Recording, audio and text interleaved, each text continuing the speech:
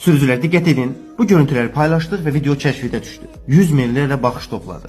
İnsanlar günahın 50%-ını sürücüdə, 50%-ını valideyndə gördülər. Bir nəfərin komenti çox maraqlı idi və bəyəndim. Bir nəfər yazmışdı ki, əgər qanunla danışsaq, günahkar sürücüdür, insafla danışsaq, valideyndir. Çox dəyərli bir fikirdir, bir fikir bildirmək istəyirəm. Yəni, fərz edin ki, az yaşlı övladı ilə bir valideyn səkidə hərəkət eləyir və əlindən tutmayıbsa uşağı. Uşaq anında avtomobil yoluna qaçsa və onu 30-40 sürətlə hər hansı bir avtomobil vurub ona xəsarət yetirsə, günahkar valideyndə olmalıdır. Deməli, biz səkidə hərəkət ediriksə, yolda hərəkət ediriksə, az yaşlı övladlarımızın əlindən tutmalıyıq. Çünki onlar yolun hərəkət təhlükəsini qavrayacaq yaşda və şuurda deyirlər.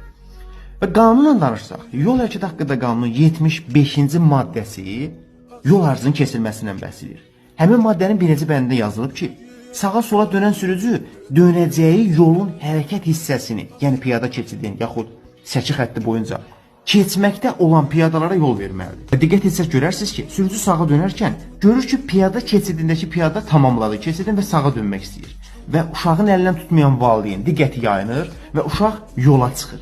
Və bu zaman piyada keçidin keçməkdə olan piyada hesab olunmur az yaşlı.